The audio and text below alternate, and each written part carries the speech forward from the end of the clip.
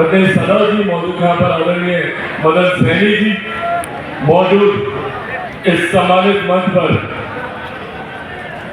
विजय सिन्हा जी मौजूद इस सम्मानित मंच पर, लोक जनशक्ति पार्टी रामविलास के हमारे प्रदेश अध्यक्ष राजू तिवारी जी मौजूद, यहाँ पर तमाम विधायकगण, आदरणीय अशोक कुमार लुंडा जी मौजूद, यहाँ पर वीरेंद्र पासवान जी मौजूद, यहाँ पर राजेश सिंह जी मौजूद, यहाँ पर विनय जी मौजूद, यहाँ पर एमएलसी तरुण चौधरी जी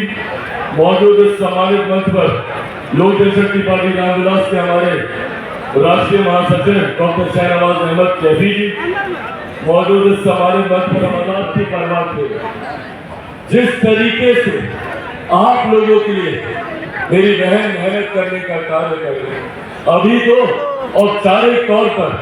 इनको प्रतिनिधित्व करने का सौभाग्य मिलने वाला है, पर उससे पहले ही जब मेरी इनसे मुलाकात होती है, यहाँ पर केंद्रीय गृह राज्य मंत्री आदरणीय नित्यानंद राय जी मंच पर आ गए। मैं चाहता हूँ इनको जोरदार ताली से आप लोग नित्यानंद राय जी का आप स्वागत करें। तो जिस मेहनत जिस लगन के साथ यहाँ पर आप लोगों के बीच में, आप लोगों के दिल में जगह बनाने का वो प्रयास कर रहे हैं के लक्ष्य में बिहार 400 सीटों का महत्वपूर्ण योगदान देने जा रहा है, ये बात तय है, इसमें कहीं कोई संदेह नहीं है। साथियों, आज जब मैं प्रधानमंत्री जी को तीसरी बार देश का प्रधानमंत्री बनने की बात करता हूँ, कारण है उसका एकमात्र यही प्रधानमंत्री है जिनमें ये इच्छा शक्ति है, जिन्होंने भारत की अर्थव्यवस्था को मजबूत करने का काम किया। कुछ लोग कहेंगे कि भैया अर्थव्यवस्था तो अर्थशास्त्रियों का विषय है,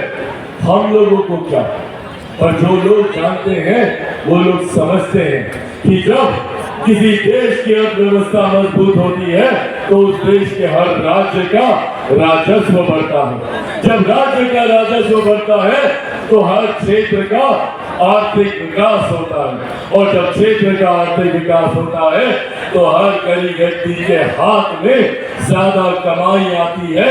प्रति व्यक्ति आय में इजाफा होता है। और यही कारण है कि पिछले 10 सालों में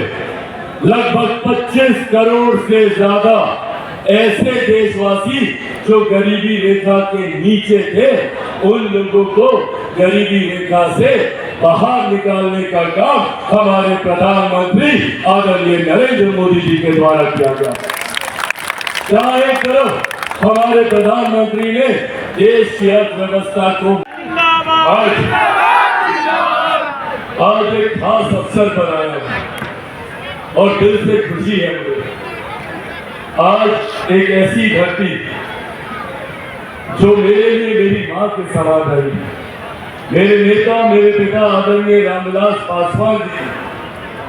न सिर्फ कर्मभूमि, न सिर्फ उनका विचारों से जुड़ाव समस्तीपुर की इस धरती से रहा, बल्कि मेरे परिवार को एक लंबा समय, एक लंबा मौका मिला आप सबके बीच आकर यहाँ पर सेवा करने का। पर आज मेरे लिए इस मौके का महत्व और ज्यादा बढ़ जाता है, क्योंकि आज मैं दिल के लिए आया हूँ,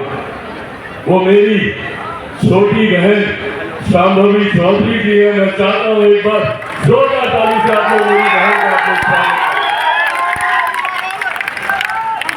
एक भाई और एक पिता, मैं आदरणीय अशोक चौधरी जी की बात कर रहा हूँ, एक पिता के लिए, एक भाई के लिए, इससे ज्यादा घर की खुश हो जाए, अपनों को कभी मुसीबत में नहीं छोड़ेगी, अपनों को कभी दुख दर्द में अकेला नहीं छोड़ेगी, ये एक बेटी और एक बहन की खूबी है। साथियों, आज जब मैं आप लोग के बीच आया हूँ, बस यही यात्रा करने आया हूँ। शांभवी न सिर्फ मेरी छोटी बहन है, बल्कि युवा, तेज तरह, पढ़ी लिखी, जानकार होना, प्रखर वक्ता, जो कल जब भारत की संसद में जाएंगी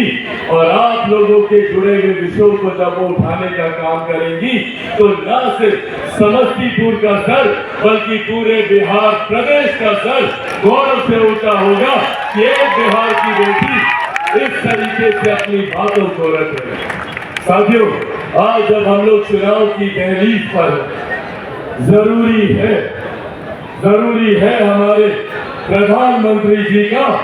तीसरी बार देश का प्रधानमंत्री बनना। हम जहां जहां जा रहे हो, आज पहले चरण के मतदान चल रहे हैं, गया की बात हो, नवादा की बात हो, औरंगाबाद की बात हो या जमुई की बात हो, जहां जहां से भी जानकारी मिल रही है, एक बात तय है, एक बात स्पष्ट है कि एनडीए गठबंधन